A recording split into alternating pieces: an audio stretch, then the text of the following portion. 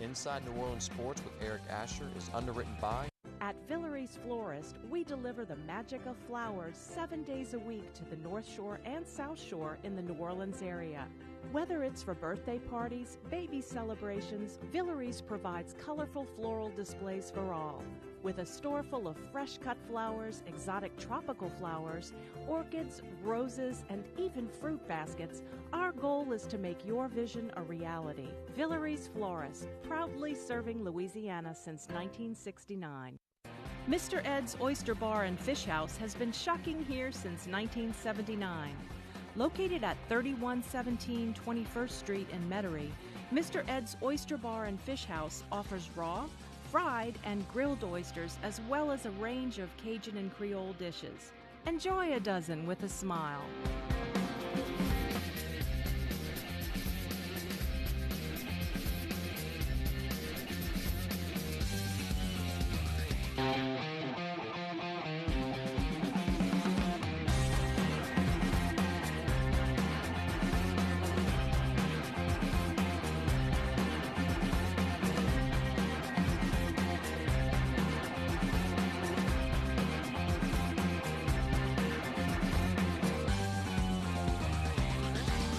Good evening, New Orleans, and welcome to Inside New Orleans Sports. I'm your host, Eric Asher. Over the next hour, we'll cover all the home teams. We'll talk about the New Orleans Saints, New Orleans Pelicans.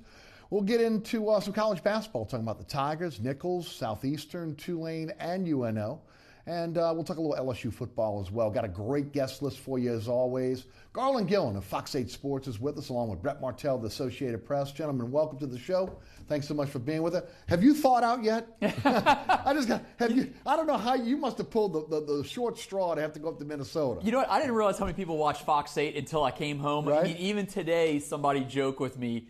It asked me if I was finally warm again. And you know, Brett grew up in the East Coast, and I have family that lives in Colorado, so I go skiing a lot. Mm-hmm. But it just, you don't ever really get used to it. You're only there, usually when I go skiing in Aspen, I'm there for a week and I'm out of there. Right. So I was there for almost a week in Minneapolis and the outskirts of Minneapolis, and you just don't get used to it, man. Right. You sit in the car and you see your breath in front of you in the car, and I left a Coke from the night before in the car, and it was frozen the next morning, and it's sitting in the car. Right. So, you know what?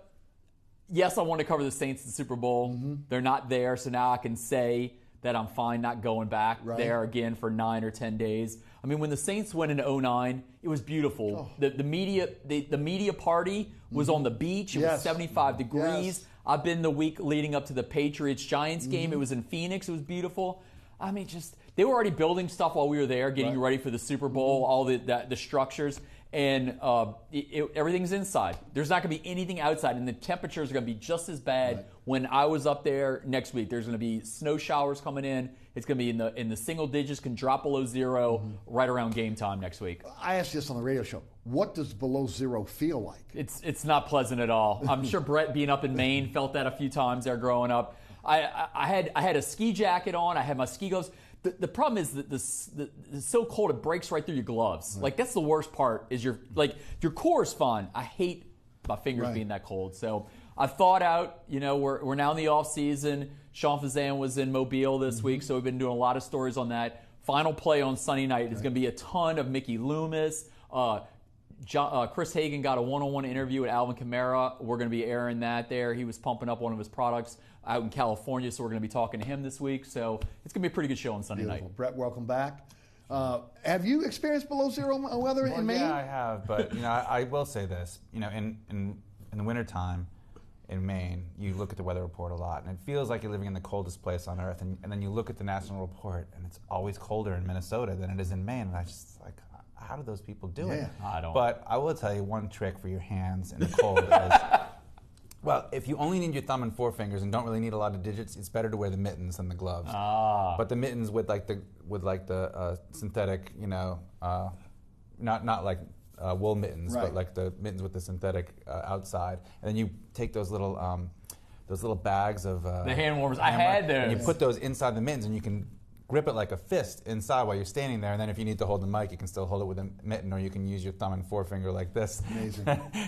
But I mean, it works. I mean, that when I was a kid in Maine, I would do that all the time. Well, Valuable information on this show here. I mean, look what we got a taste of last week. Yeah. And I mean, it's not even close to what you guys have done. It's no 10 hours on game day. Like the entire Saints game, before and after we came outside, was a winter wonderland in downtown Minneapolis. Amazing, amazing. Tell us about the Associated Press. Well, you know, the AP is you know, I'm kind of like the correspondent to the world about sports in this area, major sports in this area. So obviously it's a New York-based international news organization, and just a good, really, for people in New Orleans, it's probably a good place to get news from outside New Orleans, whereas I'm kind of feeding the outside casual sports fan about what's going on here. But hopefully some of my stories are still interesting to the local audience. I'm there all the time. I definitely think they are, no doubt about it. So. Guys, as you mentioned, down at the Senior Bowl, it's usually an opportunity for the media to be able to talk to the entire Saints coaching staff, Mickey Loomis, etc. Peyton and the staff is in Orlando this week because they're coaching the Pro Bowl. But Mickey Loomis was there, and the master of saying nothing as always.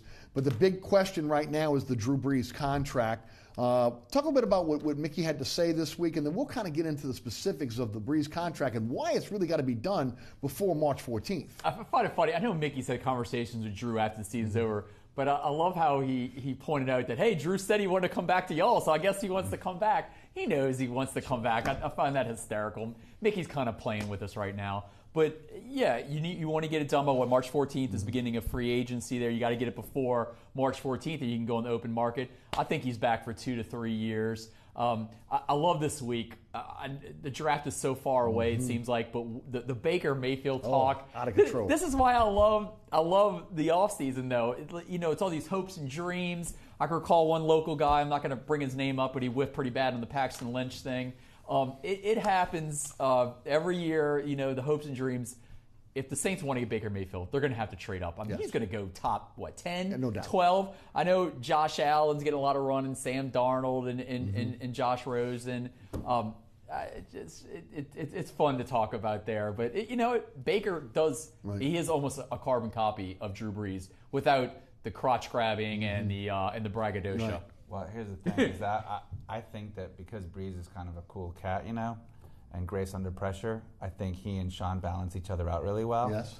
Although I think that personality-wise, a guy like Baker Mayfield could thrive in New Orleans, maybe, I mean, he seems to me more like the type of quarterback that should be playing for the 1970s Raiders or something, right? Like Kenny Stabler type. Sure. I mean, that's what he seems like to me. Right. But he could thrive in New Orleans. But the thing is, I mean, Sean is such a hothead on the sidelines, and then he's such a hothead.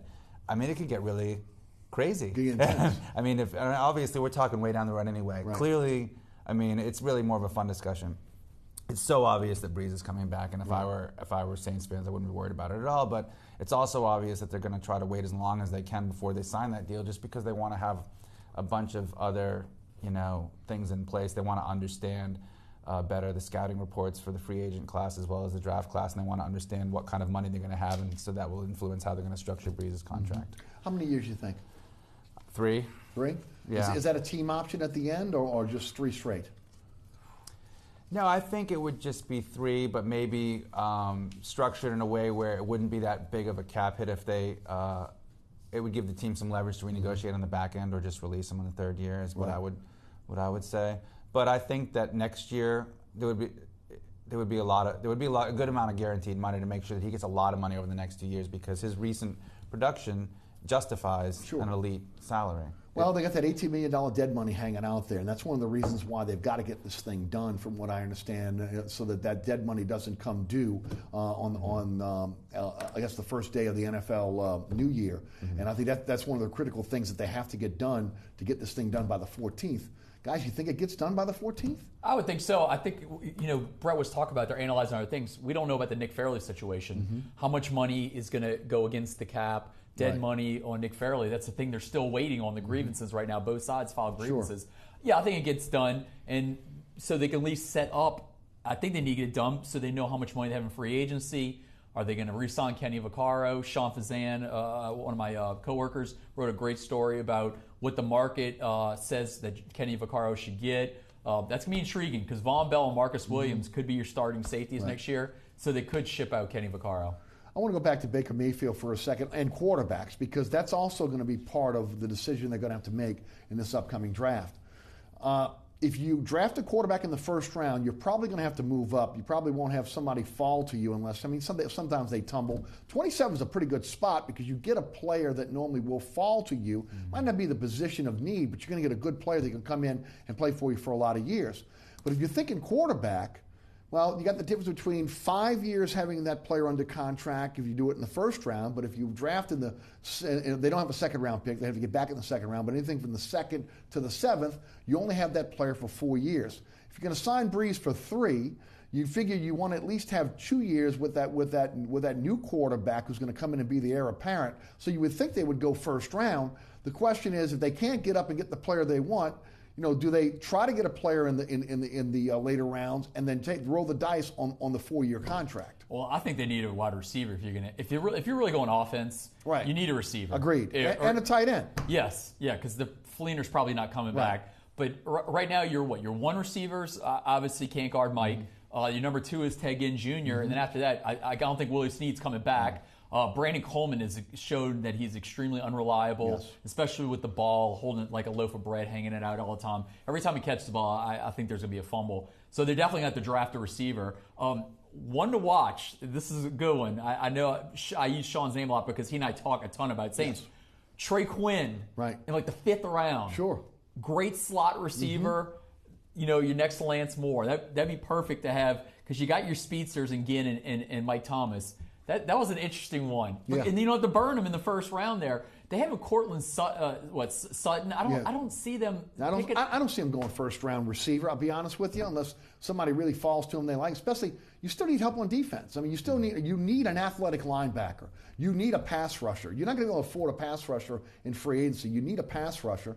You probably need another corner, although I would think corner would be something you'd look at in free agency, but you still would like to have some depth no matter what. But I just think receiver in the first round is a little bit high. Yeah, and you're right. They need other spots there. I know they're locked into Ken Crawley and Marshawn Lattimore for the future. I gather Delvin Breaux's probably going to be gone. It's going to be intriguing to see as Alex Okafor come back. It almost helps the Saints that he got injured and you don't know, because he was going to strike it rich probably in free agency.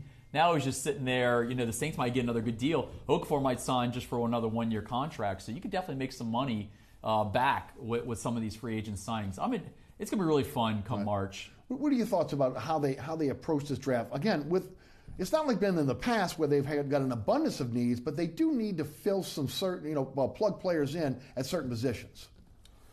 Well, I think that defense is probably still their primary need, maybe cornerback, especially if they let Vaccaro go. But they've been using the 3-safety alignment a lot of the time, but I could easily see them going back to a more conventional 2-safety alignment. And I'm not sure what's going to happen with Hau'oli Kikaha. So I'm looking at edge pass rusher again because they really would like to have something opposite Cam Jordan. Their chances of getting Okafor back probably went up because he got injured. So even though that hurt him this season, it might help him in the offseason. I mean, you got to look for silver linings, but we'll still have to see how he comes back and if he's as effective as he was the first half of last season. And then receiver is interesting. Tight end's interesting.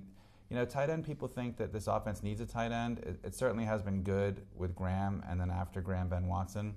But they won the Super Bowl without really a tight end-oriented offense. And they probably should have made it to the NFC Championship game without a tight end-oriented offense this year. I mean, they had that game, let's face it. They won that game in Minnesota, and then it was like a miracle.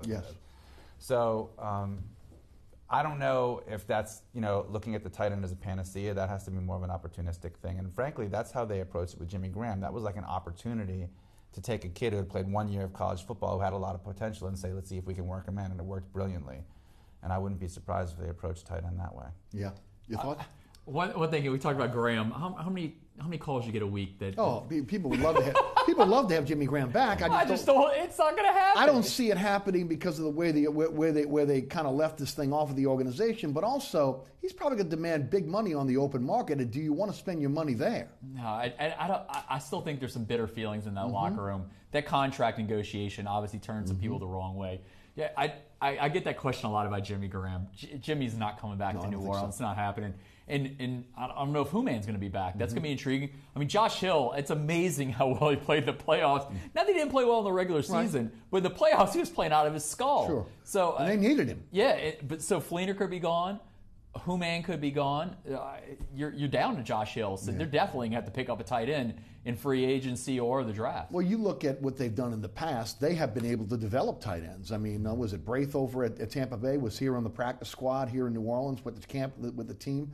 There's a tight end at Carolina that was also here. I forget the Chris Manhertz. Right, Manhertz. Okay, so they've had a tendency to be able to develop the tight ends. That's why I don't see them breaking the bank, going out and getting a tight end in free agency. They'll probably go out and get that in the draft. Where I do think they'll go and get a player in free agency is cornerback.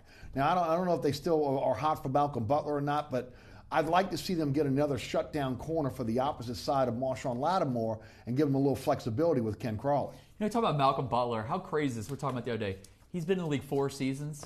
This is his 3rd Super Bowl in 4 seasons. That's amazing. I mean, the Patriot way. I mean, Brett would know this. Brett's lived in New England, so he knows how well the Patriots have been doing recently and how they're just used to this. It's crazy to think how similar the Patriots and the Crimson Tide are. Yeah. They're just so used to winning. They don't know anything else, and it just keeps continuing. And neither one of those coaches are quitting anytime soon. I'm not buying any of this garbage that Belichick's out after this year. Him and Tom Brady can go another 5 years, and this train's going to continue. The same thing at Alabama. This train's going to continue going, and they're going to keep dominating football for years to come. Yeah. I mean, Danny Amendola was their go-to guy at the end. Amazing. I mean, Julian Edelman's out. Gronk's out.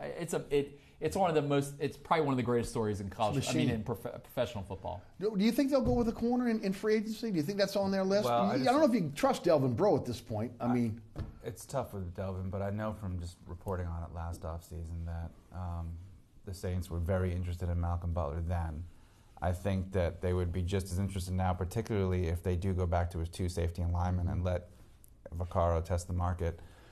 And I also know that Breaux was not happy about New England not only didn't try to kind of preempt his restricted free agency with an extension, but they went out and got another cornerback and paid him a lot of money. Stephon Gilmore. Stephon Gilmore, yeah. Right. So he's not inclined to return to them. I mean, if New England wants to keep Butler, they're going to have to come to him. He's not going to initiate negotiations with them. They're going to have to come to him, and they're going to have to come with a really good offer. So he's ripe for the picking by New Orleans, if any team, because he had a really good visit here last year, and he's from Vicksburg, Mississippi, and he's not happy with the management of his current team. I think he loves the current team he plays for, and why wouldn't you? Why wouldn't you? But you know, he has professional and personal considerations too that don't jive with staying up there. Right. I don't see them paying Butler this time around. I just don't. They cast their lot with Stephon Gilmore. They'd have paid him last year if they wanted to. So again, I think he'll become unrestricted at that point. The question is, has the relationship that they tried to cultivate last year, will that mean he will be a guy that will be here in New Orleans? I definitely think I don't think he's the end all be all that everybody thought he was last year. I've watched him a lot this year. He's a good corner. I don't know if I don't think he's as good as Marshawn Lattimore. I'll say that right now. But he's probably better than But he's better than Ken Crawley. Or Yes. Devontae Adams. Agreed. Or any of those guys. So yeah, that's an upgrade. It's all about respect in the NFL, and I'm sure Malcolm Butler in that locker room won't say anything, but I'm sure personally he feels like he got disrespected. That Stephon Gilmore got all that money, and they didn't even want.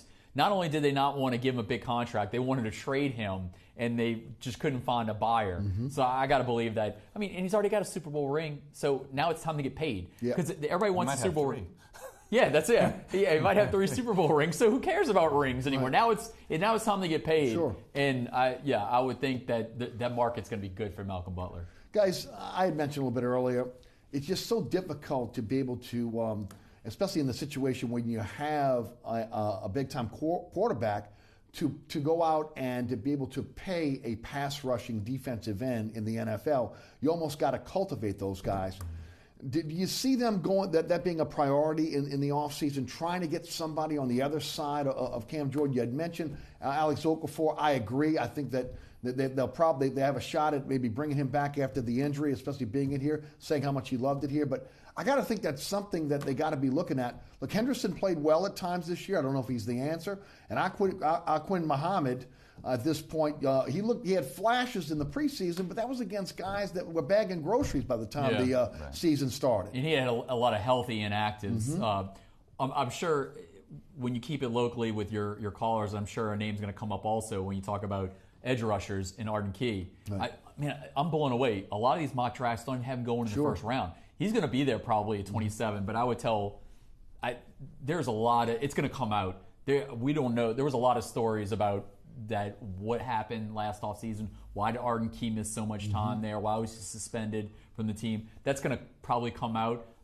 If I'm the Saints, I want no part of Arden Key. Well, you know it's going to come out because, again, once you get into the situation where the teams are interviewing you, they're going to know. I mean, when you look, every team. I can't wait to find out what it was. Every team has a great security, great security team that's going to find out exactly what happened with that. There are going to be no secrets, and then the LSU coaches will probably be honest with the NFL teams as well.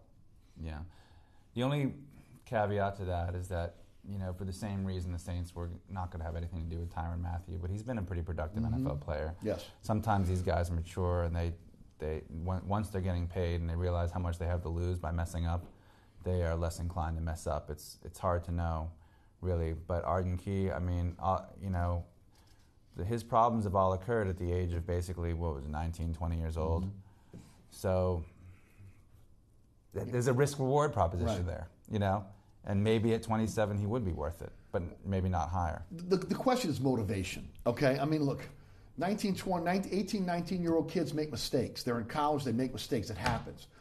Is he a motivated guy week in, week out to do what you need to be a great NFL player? He's got the skill set, but is he willing to do the work? I mean, you don't want to get into a Junior Gillette situation again. Well, at least we know he's healthy probably by now. Right. He didn't play much at all this season and missed a ton of games. But when he wants to play, I was in Orlando for the Buffalo Wild Wings Citrus Bowl last year, and he harassed Lamar Jackson all day. I think he had 2.5 sacks in that game. So when he wants to play, he can turn it up. I'll be intrigued to see what his motivation this year is. And I'll tell you one thing, it seems like he's going to be available to the Saints at 27. Because, man, I've looked at a ton of mocks. A lot of people just don't have him in the first round at all. Also, remember, Barkevius Mingo, really good character guy. And remember how high he was drafted. And I don't know if it's really worked out. No, it hasn't. It has not. So, sometimes you can go with the guy that seems like the right character and it just doesn't work out. And sometimes you go with a guy that seems like a risk and it pays enormous dividends. So you really have to just kind of weigh where you're picking and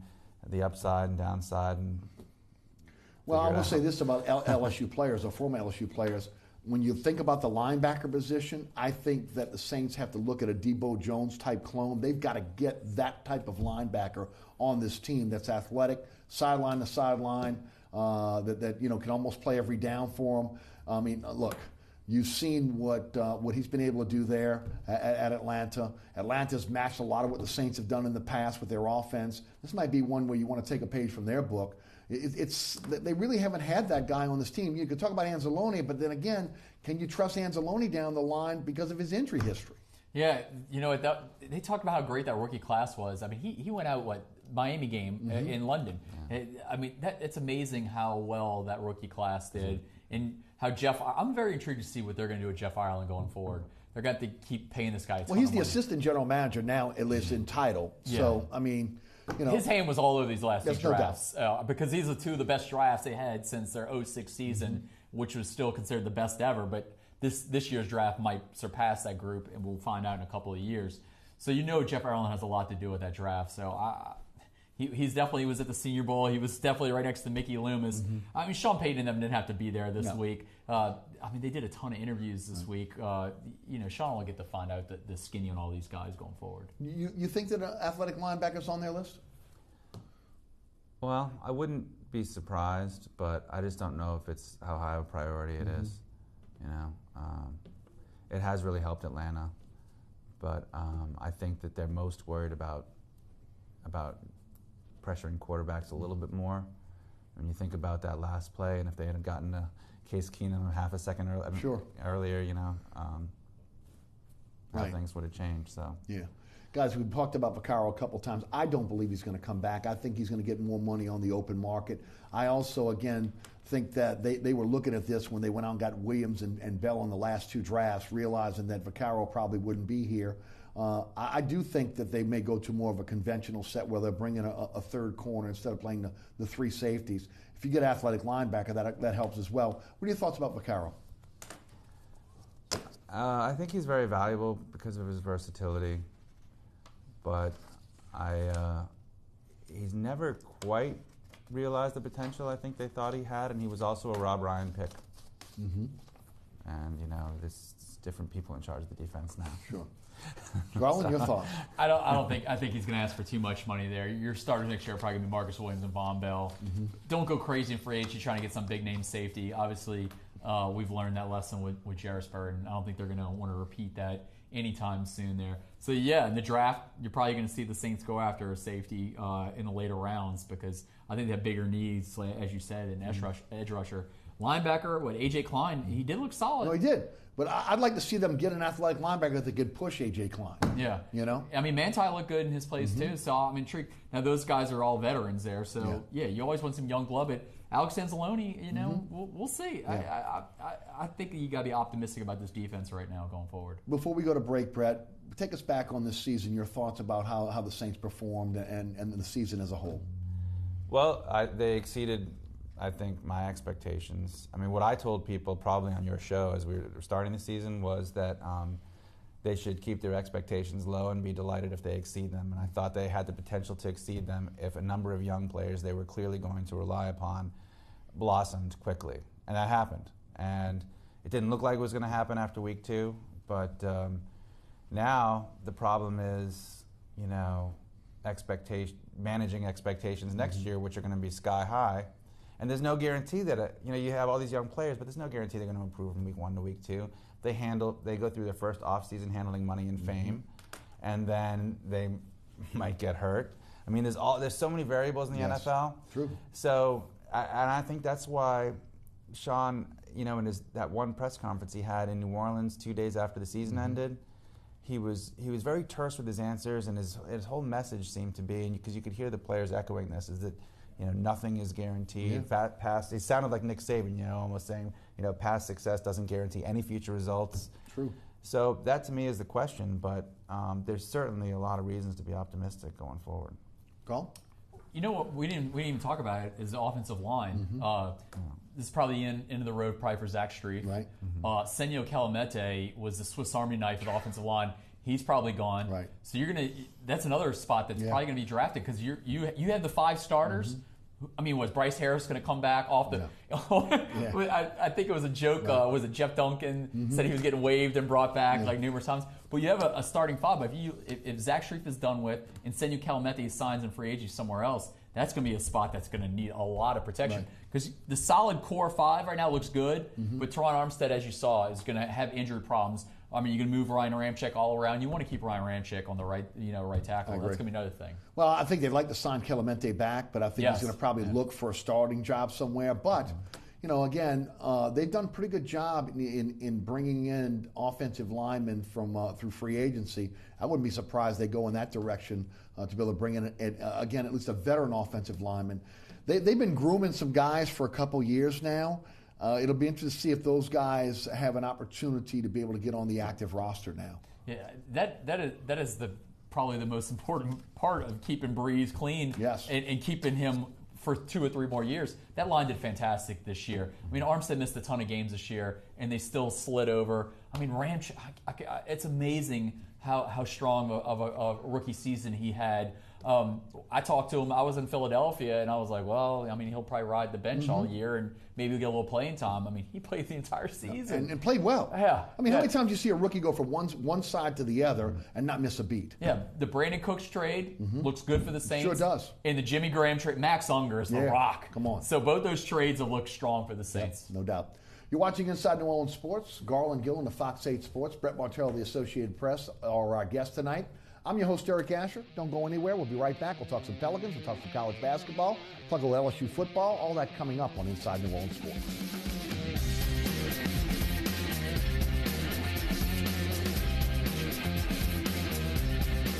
Burkhart's Air Conditioning, Heating, and Refrigeration has been family-owned and operated since 1989. Burkhart has energy-efficient solutions and offers brands such as Mitsubishi ductless AC units and Amana, the only manufacturer with a lifetime unit replacement warranty.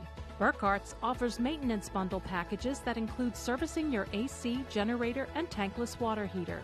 For more information on the services Burkhart's provides, visit acpromise.com. Burkhart's Air Conditioning, Heating, and Refrigeration, providing comfort for life.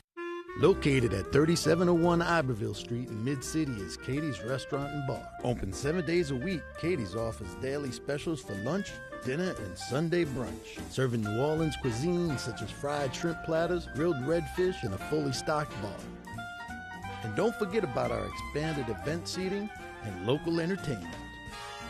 Featured on the Best of Food Network's diners, drive-ins, and dives, Katie's Restaurant and Bar.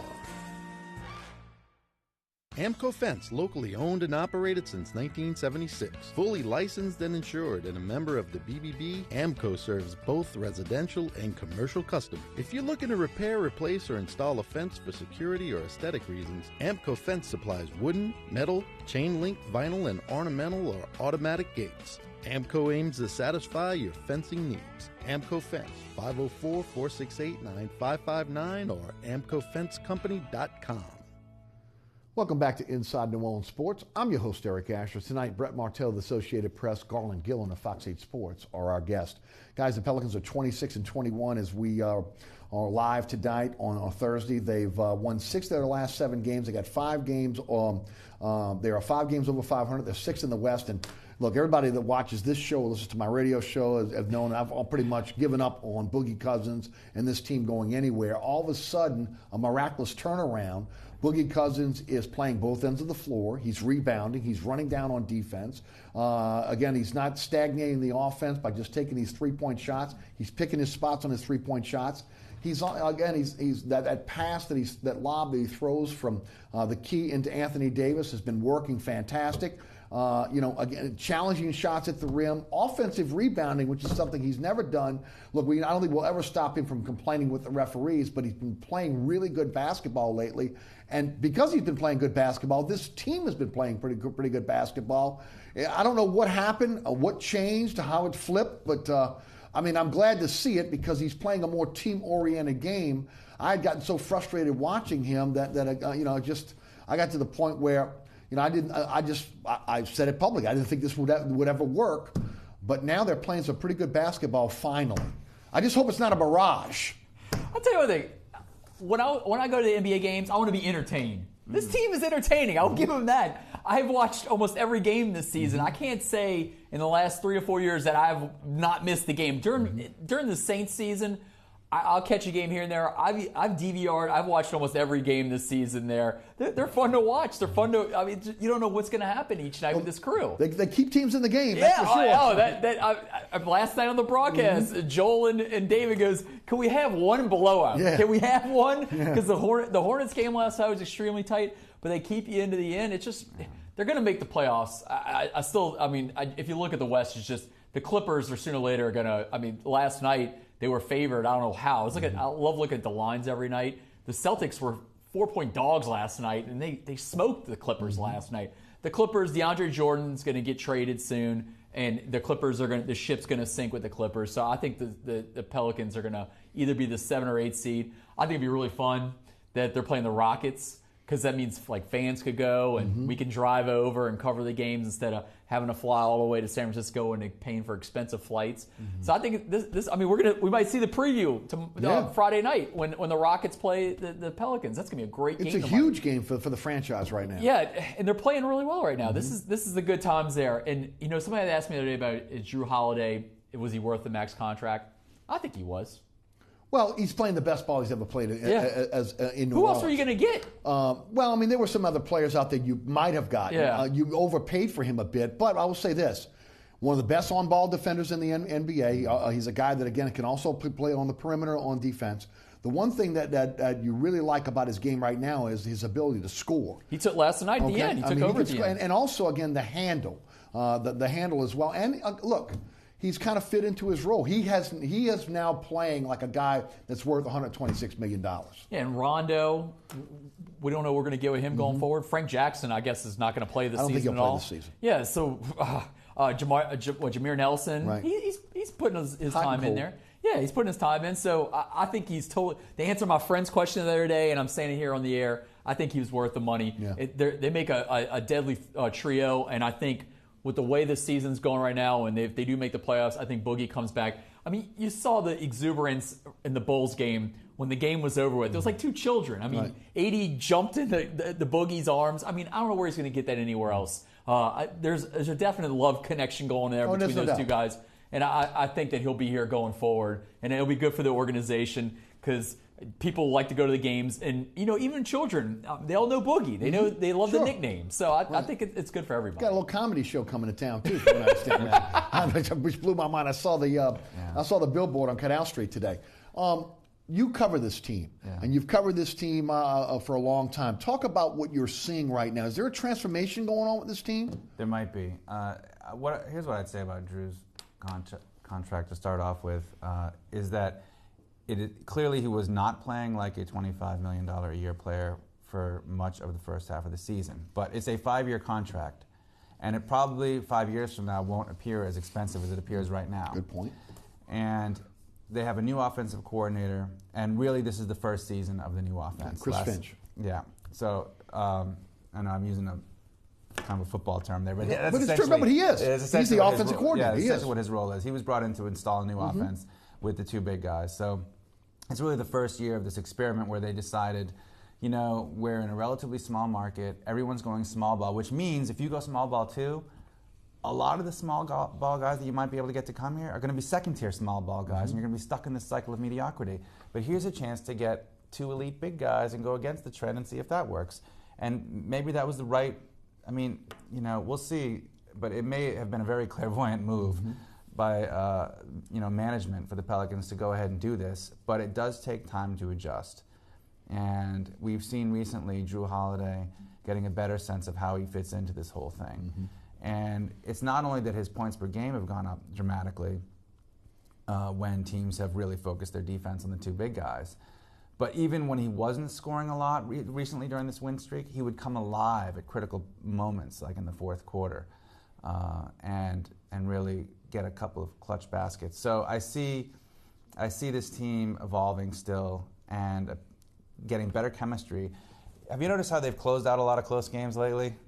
And I think that chemistry is required to do that, especially on the road. And they weren't closing out the close games early in the season. No. Right. So they really have a better feel for each other's strengths and how to maximize those, I think, now. And it's just taken half the season to really get it. It's Anthony Davis' team, Brett, but I think this team goes as Boogie goes, honestly. When he plays well, I mean, look, he had a historic night the other night, 44, 20, and 10. But he's had historic nights before. I mean, look, he is one of the best at his position, but when he plays well and he plays the right way, I think this team feeds off of it. Yeah, I agree. I mean, he's really tough for the opposing team to handle, first of all. I mean, he was doing all kinds of things. He had in that comeback against Chicago, he not only had, he had assists, he had steals, he had baskets, and then Davis fouled out, and then he took over at the end. He took over the scoring in both overtimes. It was. He can be fantastic. I mean, this is the thing. Garland saying this team is so compelling. You can't, if you like basketball, you can't afford not to watch him because you might miss Boogie having a 40-20-10, or you might miss AD scoring over 50 points, or you might miss Rondo having 20. What was it? 25 assists. 25 assists in a game. Right. I mean, it's unbelievable. I think that Boogie's fault. One of his faults is that he's trying to be. It's really not a fault. It's a good thing. He's trying to be unselfish, and he's passing a lot. Yes, agreed. But he hasn't quite found the right balance, and he's been a little turnover prone. And when he turns over the ball, last year they were a top 10 defense. They also had Solomon Hill, which we haven't talked about yet. But when he comes back, their defense could get a lot better. But when you turn the ball over in the NBA, it's basically points for the other team. I mean, they're just so good. And the turnovers have really caused their defense to go, and drop down, I think, to the lower third of the league. The other thing is that when Boogie does complain and doesn't get back on defense when he thinks he was fouled, then it's 5-on-4 transition the other way, and it's almost like a turnover. Right. So the more they can get past that kind of stuff, the more they'll start to fulfill their potential. But I mean, they've not only won 6 out of 7. The one game they lost was how close. I mean, they had the lead with 5 right, seconds and some will left in blame game. that on the legs, Yeah. against Atlanta, coming off 2 overtime games against New York Knicks and Boston. What are your thoughts? I mean, look, I want to believe in the team, but I want to be able to see more of a body of work like we're seeing right now. Well, now all the focus is on them now. Right. It's amazing they've done this now. They flipped the switch as the football season ends. I laughed. Last Friday, so the Saints season's over with. We're all back from Minnesota. They're coming off their road trip. Last Friday was the first media availability. You thought the Pelicans were in game 1 of the playoffs. We're all back. All the TV stations are there. All the print reporters are there. We're all fully focused on them right now. I mean, we're in Mobile, but we're all back from Mobile. This weekend, I'm covering the game on Sunday. I'll be there for the Clippers game. Tomorrow night is on ESPN national television. Right. The other night when Boogie went off, he was the lead story on SportsCenter for 2 shows in a row. I was flipping through and I was flipping back there. It's just cool to see that people are talking about the Pelicans. Scott Van Pelt, that's probably the only thing I watch on ESPN anymore. His cohort, Stanford Steve, that's his favorite team. They talk about the Pelicans like all the time on there. So the national media are all jumping on there. I know Lowe from ESPN.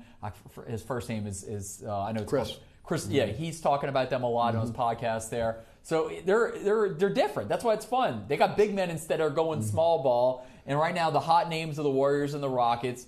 The Spurs, they actually have discontent finally there. I think Kawhi Leonard, there's like some problems over there. Yeah. So I think they're going. I mean, the Pelicans handled them up big time here in New Orleans. So I think the Thunder. I mean, who? If you're the Pelicans, who are you really worried about in the West right now? Those just the Warriors and the Rockets. Yeah.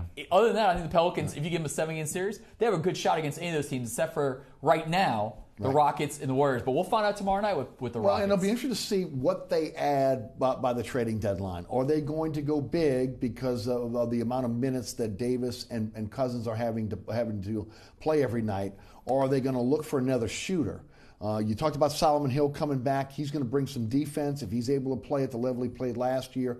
So are you going to go big, or are you going to go with a guy that can score from the outside?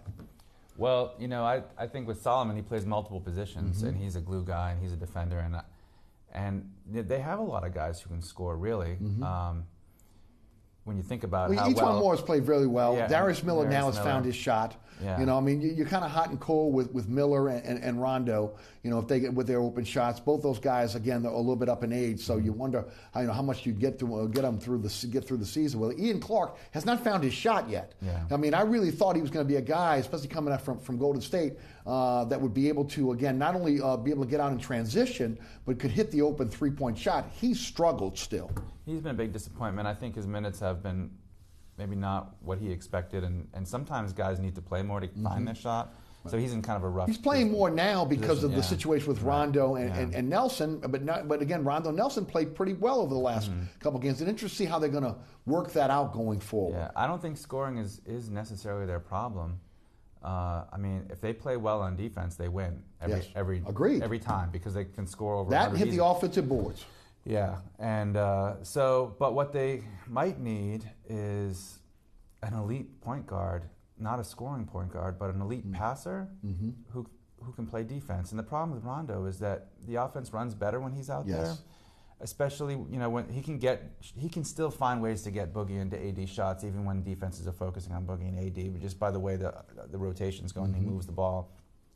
But he can be a liability on defense, and if they had a guy like Chris Paul, I mean, it would be all over. I mean, you'd have, which is one of the shames of him going to Houston, because you look here and you look at Boogie and Anthony here, and he would have been a nice story coming back to New Orleans, but obviously they couldn't have afforded him with the contract to Drew Holiday. Have we gotten any indication that Solo Hill will be back soon, though? Well, I mean, we were talking about that in the sports department the other day. We're getting a little worried that he might not come back this year.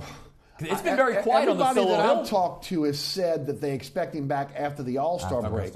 So, and that he's at the facility, he's working out right now. Yeah. So, I mean, look, at this point, you have to say they need him. They need someone, as Brett said, to be that glue guy on defense. I just think the Pelicans, because of their recent track record, are very gun-shy about talking about injuries, about over-promising and under-delivering on people coming back from injuries. But all signs are that he's on schedule. So we'll see what happens. 866-3200 if you'd like to get involved in tonight's show. Guys, let's talk a little college basketball. First time in a long time, it looks like maybe might have multiple teams that might make it to the NCAAs or to the NIT. Might have some postseason basketball. The Tigers right now are 12-7. They're 3-4 in the conference. They're ninth overall. UNO is 10-10 in the Southland, 7-2. They're second. Nichols is in first place in the Southland Conference, 13-8. 7-1. Southeastern is in a tie for third, 12-9, 6-2 in the conference. Tulane has come back really big after last year. They're 12-7. They're 3-4 in their conference. They're ninth right now. And you were saying before, let's not forget about ULL, right? Right. I mean, they've had a really good season as well. So all of a sudden, college basketball, pretty good, at least in the infant stages of the season right now. As we say that, because people start turning their attention to what's going on. They're in the middle of conference play. Yeah, I mean, I think if you're in New Orleans, the two big teams you focus on obviously are LSU and Tulane. But if you're just looking at teams that might have the best chance to make it to the NCAA tournament, I think you're looking at Nichols, UNO, and Louisiana Lafayette. Mm-hmm.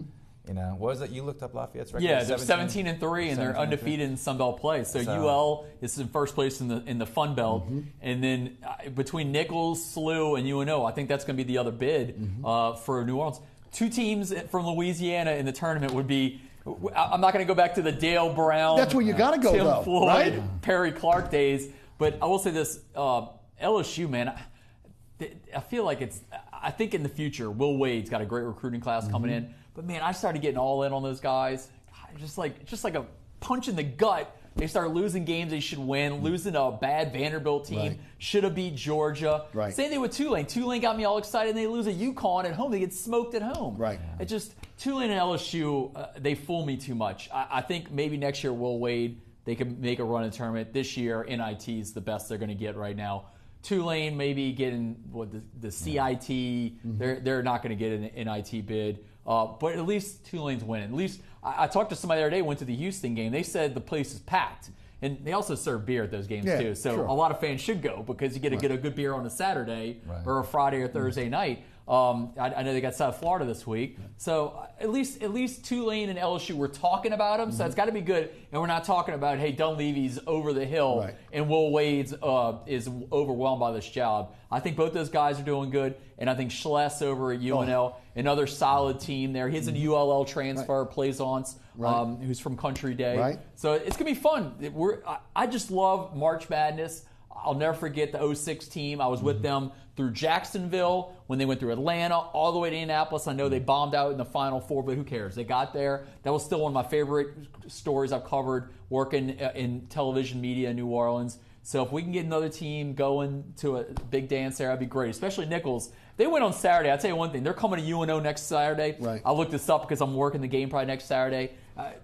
It's good to have some interest. Like a Nichols-UNO game, most of the time you'd be like, who gives a rip about Nichols against UNO? It might be a little intriguing next week. We'll give a lot of credit to Coach Schless, Coach Dunleavy, and Coach Wade. All three guys almost had to redo their teams. Wade comes in and takes last year's team, and all of a sudden now they're playing offense. They're playing solid offense, a structured offense, instead of that just schizophrenic almost offense they played last year, and then playing defense. You look at Dunleavy, what he's been able to do in just bringing in players over the last year, and then Schlesinger, he had almost a whole new team for him at UNO now.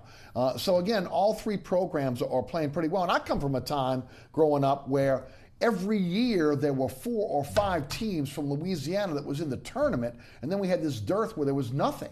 So it's good to see college basketball back. Now, can we be a college basketball town is the question. We're a pro town for the most part, and we only pay attention to the Pelicans after the Saints are done or if they got a superstar. You really got to be good at college basketball for people in this town to even pay attention. We just don't. All the high school talent in this town plays football. I mean, you'd have to go back to Greg Monroe, DJ Augustine, I know, and Alfred Payton. In football, we have like 5 to 10 big-time Division I names every year from this area that are going around the country. In basketball, Jared Butler's at is at Riverside right now. He's going to go play for Avery Johnson. They're undefeated right now. That's like our biggest name, and I guarantee no one really knows who Jared Butler is. Sure. That just shows you how little we pay attention to high school basketball, and we're just as guilty at Fox 8 because we got a few good teams and that's it. So I just don't. There's not going to be we have Fox 8 Football Friday during the fall. We're not going to have a Fox 8 Basketball Friday. It's just not happening. Well, I mean, and Brett, I think you could attest to this. In this town now, it's kind of the hiccup between professional and college football and college baseball. I mean, that's what it's gotten to at this point. People are waiting on college baseball to get around. But I'll tell you what, when college basketball is going well and you get to that March Madness and you got Louisiana teams in there, boy, I tell you what, it really is exciting. Yes. Really is exciting. So I just want to say I apologize for neglecting to mention Southeastern, which you did. Right. And they're fun to watch too, especially because the point guard who's from here is at Marlon Veal with the Helen Cox. Yeah, he's a star player. He is really fun to watch. Look, there's some good basketball being played right now. No and doubt it's all about close. It. You can drive anywhere to see some good hoops. No doubt about it. Let's head to the phone lines. 866-3200. Our guest tonight, Brett Martel of the Associated Press, Garland, Gillen of Fox 8 Sports. Michael is in Houma. Michael, welcome to Inside New Orleans Sports. Hey, Michael. I noticed that Coach Orgeron has made his choice for offensive coordinator. And Okay, did we lose him? Coach Orgeron has made his choice with offensive coordinator. Yes. Yeah. And a name that came to me was T. Martin. That offensive coordinator at USC. Yes.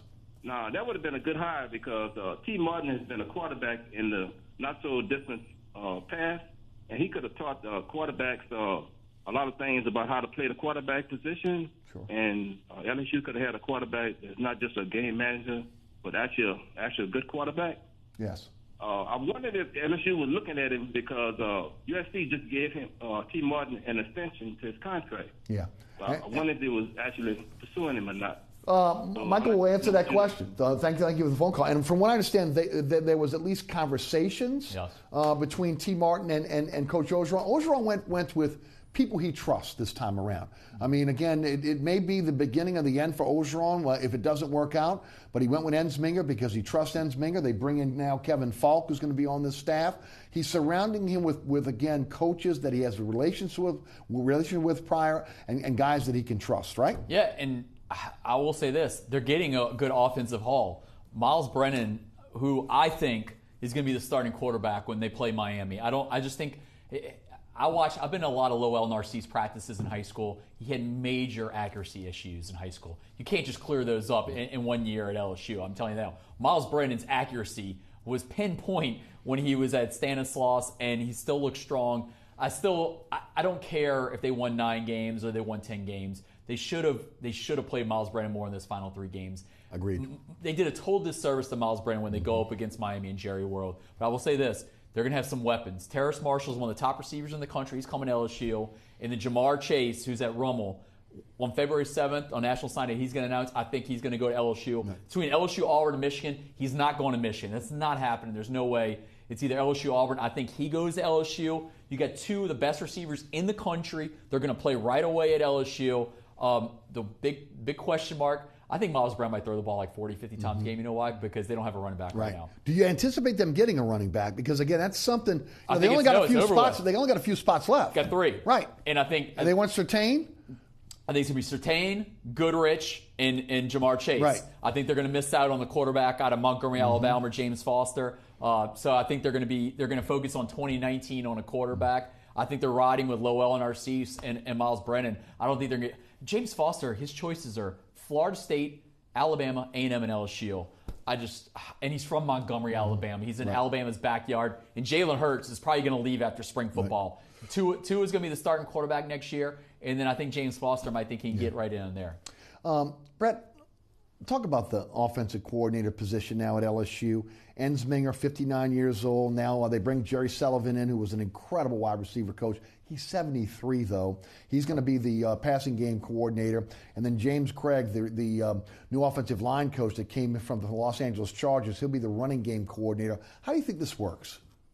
Well, I think that you're right about Orgeron. I mean, his attitude now is that if this is not going to work out, it's at least not going to work out his way, and he's going to go with people that he absolutely trusts. It's funny.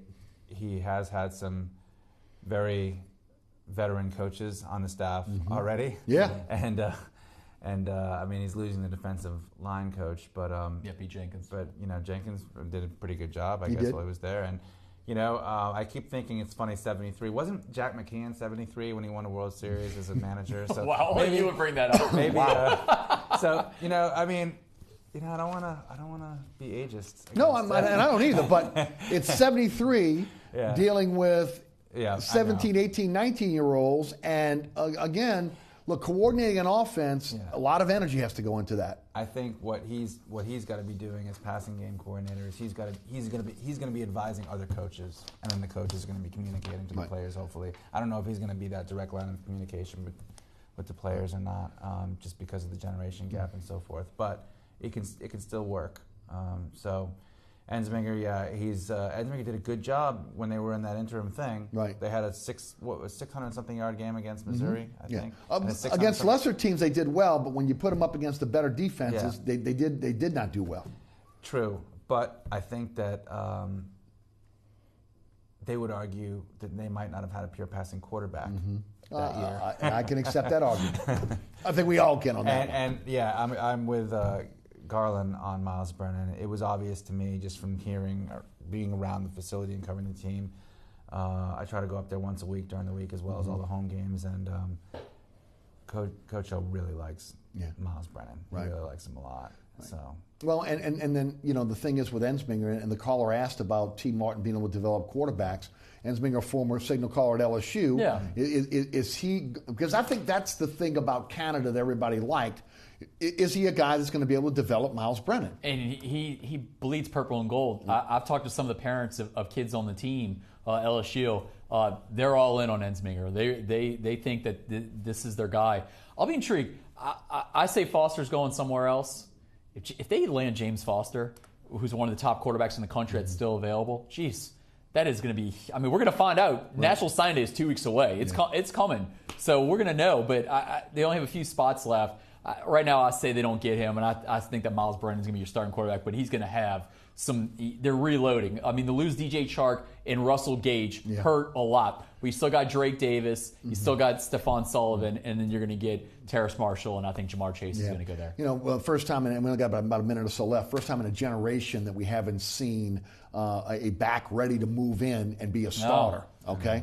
I mean, that's the thing that's the question mark about this offense going forward. Who's going to be that guy? Yeah, I mean, it's like total transformation of the offense, really. It's going to have to be. I mean, hopefully they get someone to step up. Now, they did have, and I'm blanking on his name, the former teammate, little guy, but he runs like a bowling ball. They have Clyde Edwards-Hilaire. Right. Yeah, they have Hilaire, and they got Brissett from U-High, which everybody knows him from the Troy game. Sure. They're going to have to hang their hats on those guys unless somebody's going to lose a scholarship or they're going to grab somebody. Yeah, Leonard Fournette is not his brother. Okay, let's just leave it at that. That is for sure. Guys, thanks so much for joining us tonight. Garland, Gillen of Fox 8 Sports, Brett Martel, the Associated Press. Thank you so much for being on the panel tonight. Thanks so much for tuning in. Remember, there's a rebroadcast of this program each and every Friday night right here on WLAE-TV at 10 p.m. Also, Pelican Sports Television, New Orleans, Baton Rouge, and Lafayette catches at 9 o'clock on Pelican. You can catch me on the radio, brand new home for me, Sports 1280, 101.1 FM HD2. Check us out on the iHeartRadio app, free download for your smartphone or tablet. You can listen live, download the podcast at ericasher.com, also sports1280.com. Follow me on Twitter at Eric_Asher. Give us a follow for Sports 1280 at Sports 1280, and check out the great lineup that we have at Sports 1280 as well. Also, all the previous episodes of Inside New Orleans Sports, you catch those at ericasher.com as well. Thanks again to Garland Gillen and also Brett Martel, also to the WLE production staff, including Ron Yeager, Jim Dotson, Kenny Juno, Trey Lopez, and my director, William Hill. Thanks so much for watching. I'm your host, Eric Asher. Certainly appreciate you tuning in. We'll check you out next week for another edition of Inside New Orleans Sports.